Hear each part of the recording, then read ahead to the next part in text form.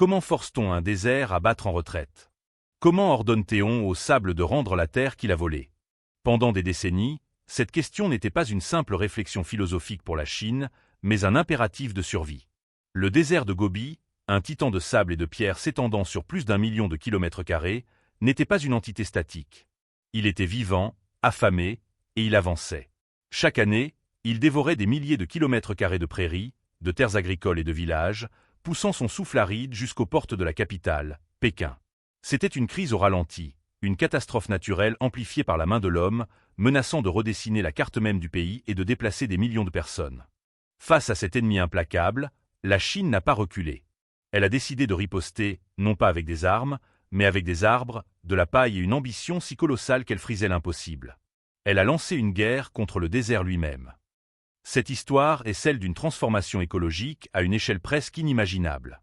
C'est l'histoire de la façon dont une nation, au bord du désastre environnemental, a mobilisé ses ressources, sa population et son ingéniosité pour construire ce qui est devenu le plus grand projet de boisement au monde, la Grande Muraille Verte. Mais ce n'est pas seulement une histoire d'arbres.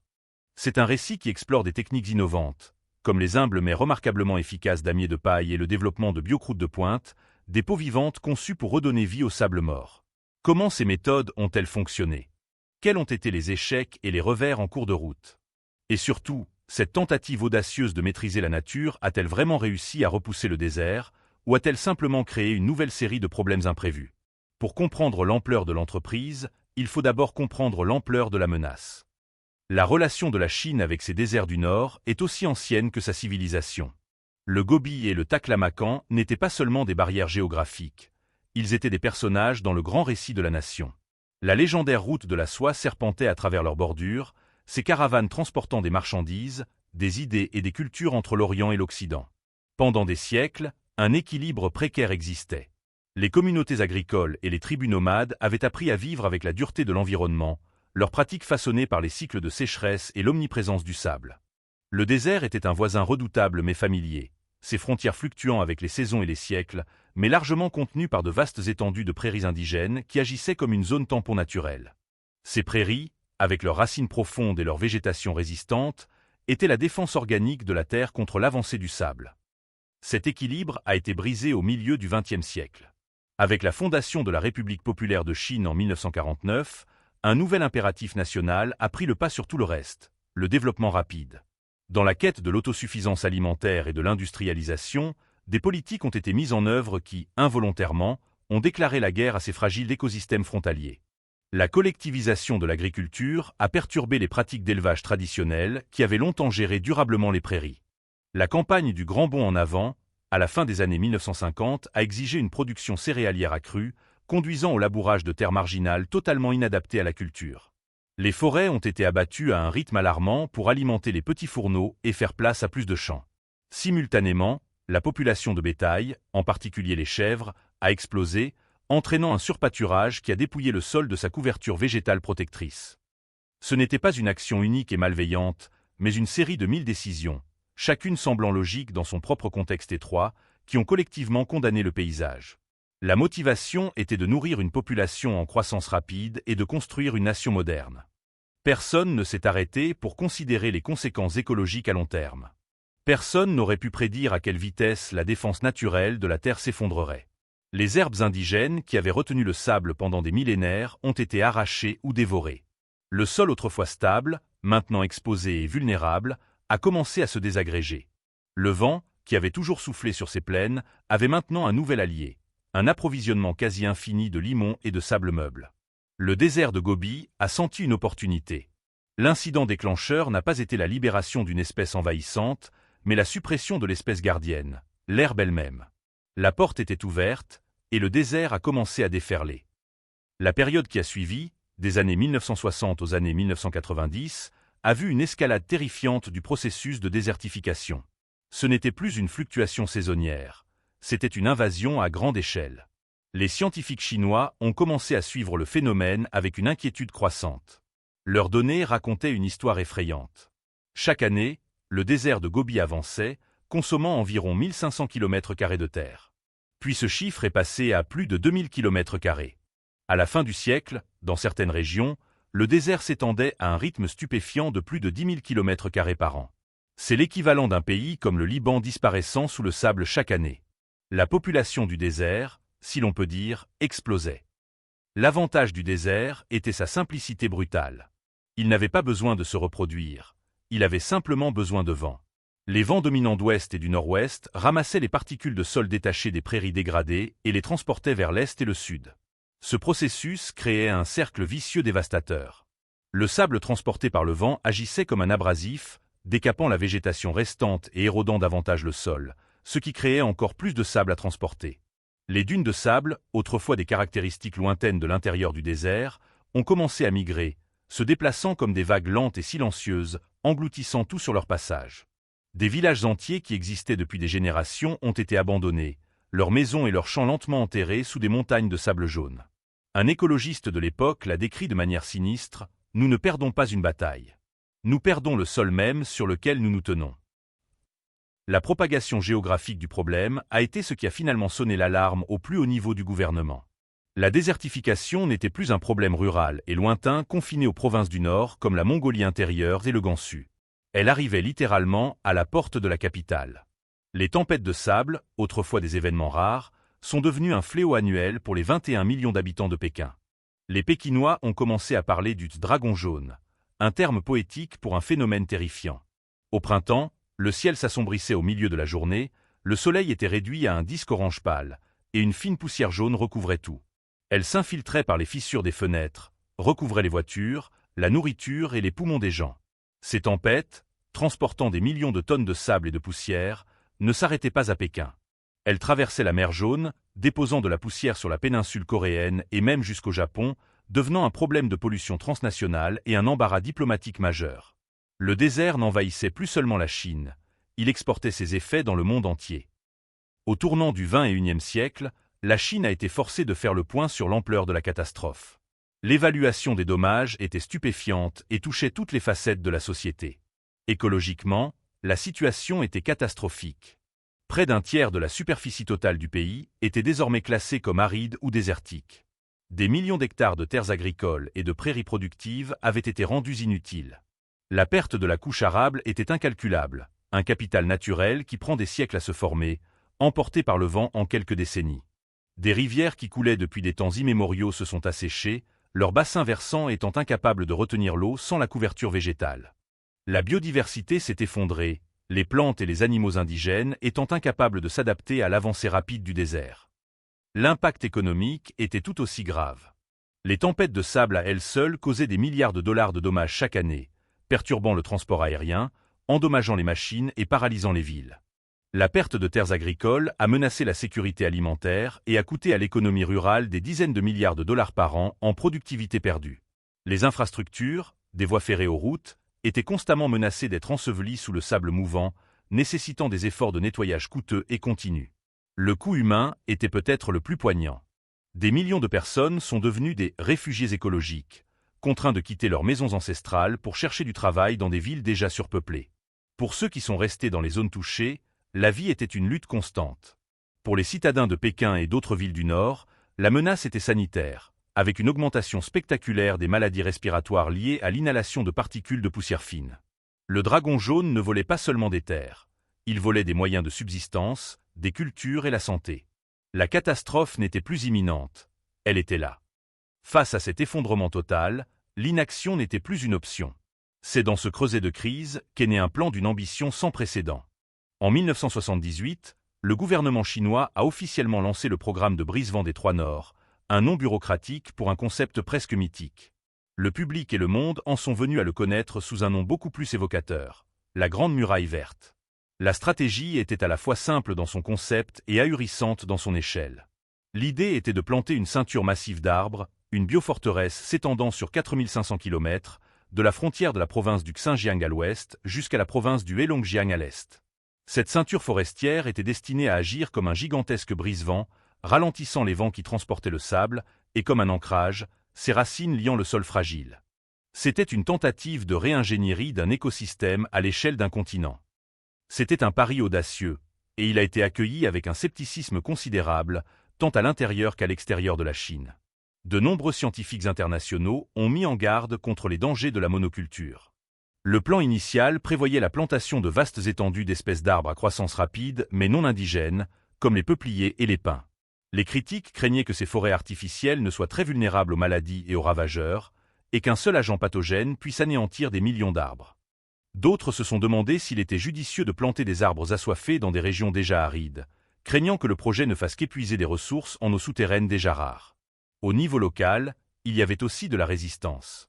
Certains agriculteurs et éleveurs se méfiaient d'un projet gouvernemental à grande échelle qui perturberait leur mode de vie, même si ces modes de vie étaient déjà menacés par le désert. La controverse était intense. Le projet était-il une solution visionnaire ou une folie écologique monumentale? Le gouvernement chinois, cependant, a estimé qu'il n'avait pas le luxe du doute. La crise était trop grave. Le pari a été lancé. La mise en œuvre de la Grande Muraille Verte a été un exercice de logistique et de mobilisation de masse qui n'a pu être réalisé que par un État doté d'un pouvoir centralisé fort. L'ampleur du travail était stupéfiante. Le gouvernement a mobilisé des millions de personnes. Des unités de l'armée populaire de libération, des étudiants, des fonctionnaires et des agriculteurs locaux ont été enrôlés dans les efforts de plantation. Des lois ont été adoptées obligeant chaque citoyen valide de plus de 11 ans à planter au moins 3 arbres par an. Des avions ont été utilisés pour la plantation aérienne, larguant des graines sur de vastes étendues de terrain inaccessibles. C'était une guerre menée avec des pelles et des jeunes plants. Des images de cette époque montrent des lignes interminables de personnes s'étendant à travers des paysages arides, creusant des trous dans le sol sablonneux sous un soleil de plomb, chacune plantant un petit morceau d'espoir vert dans un monde de jaune et de gris. Mais la nature ne se laisse pas facilement commander. Les premières années du projet ont été marquées par des revers importants et des leçons difficiles. Les défis biologiques étaient immenses. Dans de nombreuses régions, le sol était si dégradé et l'eau si rare que les taux de survie des jeunes arbres étaient terriblement bas.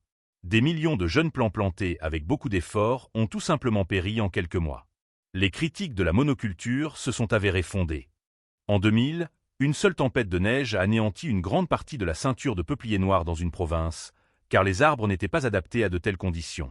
Des infestations de coléoptères asiatiques longicornes, attirés par les vastes peuplements de peupliers, ont dévasté d'autres sections de la forêt. Les scientifiques ont réalisé qu'une simple ligne d'arbres ne suffisait pas. Le problème fondamental était que le sable lui-même était trop instable. Le vent déplaçait simplement le sol dessous les racines des jeunes arbres avant qu'ils ne puissent s'établir. Il semblait, pendant un temps, que le désert allait gagner. C'est de ces échecs qu'est née l'innovation. Confrontés à l'instabilité du sable, les ingénieurs et les agriculteurs locaux ont mis au point une solution remarquablement simple, peu coûteuse et efficace, les damiers de paille. La technique consistait à enfoncer des bottes de paille ou de roseaux à moitié dans le sable selon un motif de grille, créant des milliers de petits carrés d'1 mètre sur 1 mètre. Ces murs de paille bas, s'étendant souvent sur des kilomètres de dunes de sable, agissaient comme des mini-brise-vents. Ils perturbaient le flux d'air à la surface du sable, réduisant considérablement la vitesse du vent et empêchant le sable d'être emporté. À l'intérieur de chaque carré protégé, le sable restait immobile. C'était un coup de génie de la basse technologie. Soudain, il y avait un moyen de maintenir le sol en place assez longtemps pour que quelque chose puisse pousser. Ces damiers de paille sont devenus le signe avant-coureur crucial de la régénération, la première étape pour apprivoiser les dunes mouvantes. Et c'est à l'intérieur de ces grilles de paille protectrices que les premiers vrais signes d'espoir sont apparus. Les travailleurs ont commencé à planter des arbustes résistants à la sécheresse, comme le caragana et l'armoise, au centre des carrés. Protégés du vent, ces arbustes ont commencé à prendre racine et à survivre. Pour la première fois, sur des étendues de dunes autrefois stériles, un duvet vert a commencé à apparaître. C'était la première lueur, la première preuve tangible que le sable pouvait être stabilisé et que la vie pouvait y revenir. S'appuyant sur le succès des damiers de paille, les scientifiques chinois ont poussé l'innovation un peu plus loin, en se tournant vers le domaine de la microbiologie. Ils ont étudié les déserts naturels et stables et ont remarqué quelque chose d'important. La surface du sable n'était pas morte, mais recouverte d'une fine couche sombre et solide.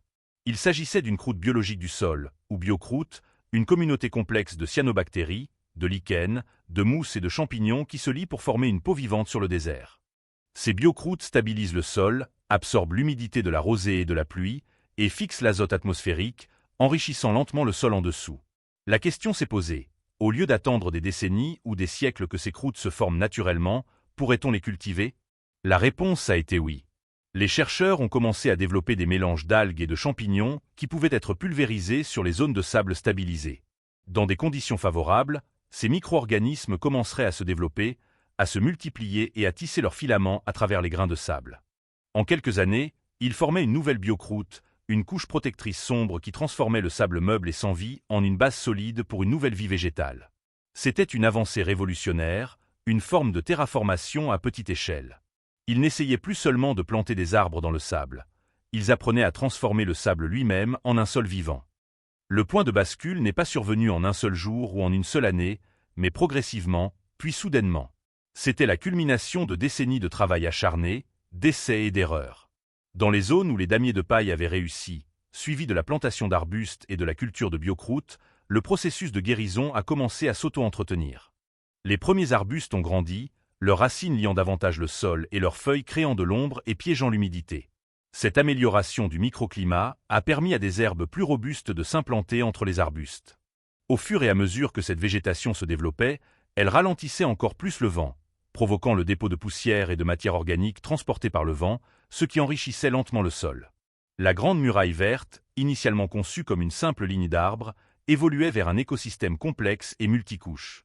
Les scientifiques ont observé avec fascination comment la reprise passait d'un progrès lent et laborieux à un phénomène qui s'accélérait de lui-même. Un hydrologue travaillant sur le projet l'a décrit ainsi. Pendant 20 ans, nous avons poussé le rocher en haut de la colline. Puis, un jour, nous avons réalisé qu'il roulait tout seul. Ce point de bascule a déclenché une cascade écologique étonnante, un effet domino inversé de la restauration. Le retour de la végétation a été le premier domino à tomber.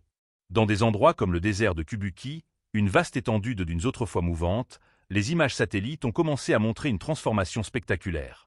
Le jaune a cédé la place au vert. Les arbustes et les herbes pionniers ont été suivis par des plantes plus diversifiées. Bientôt, la biomasse végétale a été suffisante pour soutenir une vie animale plus complexe. Les insectes sont revenus en premier, attirés par le nouveau pollen et le nouveau feuillage. Puis sont venus les oiseaux qui se nourrissaient des insectes. Les ornithologues ont été stupéfaits de documenter le retour d'espèces qui n'avaient pas été vues dans ces régions depuis des décennies. Avec les oiseaux sont venus les petits mammifères. Des renards, des blaireaux et des lièvres ont été observés dans des zones qui étaient des déserts de sable stérile une génération plus tôt. L'écosystème se réassemblait, pièce par pièce. La guérison de l'environnement physique était tout aussi profonde. Avec la couverture végétale, la vitesse du vent au niveau du sol a chuté de façon spectaculaire. Les tempêtes de poussière qui provenaient de ces zones stabilisées ont considérablement diminué en fréquence et en intensité. Les habitants de Pékin ont commencé à remarquer une différence tangible. Plus de jours de ciel bleu au printemps, moins de poussière jaune recouvrant la ville. La qualité de l'air s'est améliorée. L'impact sur l'eau a été tout aussi important. Les nouvelles forêts et prairies ont agi comme une éponge géante, absorbant l'eau de pluie et permettant sa lente infiltration dans le sol, rechargeant les aquifères au lieu de s'évaporer ou de s'écouler rapidement. Le sol, maintenant ancré par les racines et enrichi par la matière organique en décomposition, a commencé à se reconstruire. La transformation était si complète que les agriculteurs ont commencé à retourner dans des terres qui avaient été abandonnées des décennies auparavant, pour y trouver non pas du sable stérile, mais un sol naissant capable de supporter des cultures. La grande révélation est venue des données satellitaires et des évaluations économiques. Les scientifiques, comparant les images au fil du temps, ont été stupéfaits. Des rapports officiels ont affirmé que depuis le début du siècle, les terres désertiques en Chine diminuaient en fait d'environ 2400 km² par an. Le désert n'avançait plus, il reculait. Dans une déclaration qui a fait les gros titres dans le monde entier, un haut fonctionnaire de l'administration forestière a déclaré succinctement : « Nous sommes passés d'un état où le sable forçait les humains à battre en retraite à un état où les arbres forcent le sable à battre en retraite. » La transformation économique était tout aussi incroyable. Dans le désert de Kubuki, une zone autrefois considérée comme une friche sans valeur, la valeur économique créée par l'agriculture, l'écotourisme et les industries connexes a été estimée à des dizaines de milliards de dollars. Les agriculteurs cultivaient des réglisses et d'autres plantes médicinales adaptées au climat. Des entreprises ont créé des fermes solaires massives, profitant du soleil abondant. Des vignobles ont même vu le jour, produisant du vin dans des zones qui étaient autrefois des dunes de sable. Un éleveur local, dont la famille avait failli partir, a simplement dit : « Mon père a combattu le sable. Je travaille avec. » La transformation était terminée. Le paysage était vivant. Le succès de la Chine dans la lutte contre la désertification, bien qu'incomplet et semé d'embûches, a provoqué un changement de paradigme dans la façon dont les scientifiques et les décideurs politiques du monde entier envisagent la restauration des écosystèmes. Il a remis en question l'idée autrefois répandue que la désertification était un processus irréversible. L'échelle même du projet a prouvé que l'intervention humaine, si elle était soutenue et adaptative, pouvait non seulement arrêter la dégradation des terres, mais aussi l'inverser sur de vastes étendues. La nouvelle leçon n'était pas que la nature pouvait être simplement commandée, mais qu'elle pouvait être encouragée et guidée vers la guérison. L'évolution de la stratégie chinoise, passant d'une monoculture rigide à une approche plus nuancée utilisant des espèces mixtes, des brise-vents et des biocroûtes, a fourni une feuille de route précieuse. Elle a montré l'importance de combiner des solutions de haute technologie, comme la microbiologie, avec des techniques de basse technologie, comme les damiers de paille, et surtout, l'importance de la persévérance face à l'échec initial. Cependant, la bataille est loin d'être gagnée et de nouveaux défis se profilent. Les menaces persistantes qui pèsent sur la Grande Muraille verte sont importantes. La durabilité à long terme des forêts plantées reste une préoccupation majeure. Beaucoup de ces forêts approchent de la fin de leur cycle de vie naturel, et le maintien de leur santé nécessitera une gestion continue. La diversité génétique limitée des premières plantations les rend toujours vulnérables aux maladies et aux ravageurs. Le changement climatique représente peut-être la plus grande menace, avec le potentiel d'apporter des sécheresses plus longues et plus intenses qui pourraient stresser même les arbres les plus résistants. Et la question de l'eau demeure. Dans quelle mesure le projet a-t-il réussi en puisant dans des ressources en eau souterraine non renouvelables? Équilibrer les besoins en eau de la forêt avec les besoins des villes et de l'agriculture en aval est un défi complexe qui ne fera que s'intensifier. La Chine a peut-être gagné une guerre, mais la paix avec son environnement nécessite une vigilance constante. Malgré ces défis, l'histoire de la lutte de la Chine contre le désert est devenue un modèle potentiel pour le monde. Des pays du monde entier, de la Mauritanie au Kazakhstan, sont confrontés à des luttes similaires contre l'avancée des sables. La Grande Muraille verte de l'Afrique, une initiative ambitieuse visant à planter une ceinture d'arbres sur tout le continent à travers la région du Sahel, s'inspire directement de l'expérience chinoise, apprenant à la fois de ses succès et de ses échecs. Les techniques pionnières de la Chine en matière de stabilisation du sable et de culture de biocroûte sont maintenant étudiées et adaptées pour être utilisées dans d'autres écosystèmes arides. L'expérience de la Chine est devenue un gigantesque laboratoire en plein air, offrant des leçons non seulement sur la manière de planter des arbres, mais aussi sur la manière de mobiliser des populations, de stimuler l'innovation technologique et de créer des avantages économiques à partir de la restauration écologique. Ce n'est pas un plan directeur parfait, mais c'est un phare d'espoir. En fin de compte, le récit de la Grande Muraille verte est une histoire profondément humaine. C'est un témoignage de la capacité de l'humanité à dégrader les paysages à une échelle monumentale par l'ignorance et la nécessité à court terme. Mais c'est aussi une histoire plus optimiste sur notre capacité, lorsqu'elle est confrontée à une crise existentielle, à mobiliser une volonté, une ingéniosité et une persévérance extraordinaires pour guérir les blessures que nous avons infligées. Le combat pour retenir le désert est un miroir de nos luttes plus larges pour trouver un équilibre durable avec la planète qui nous fait vivre. C'est une bataille qui n'est jamais vraiment gagnée, mais qui doit être continuellement menée, une génération à la fois, un arbre à la fois, un grain de sable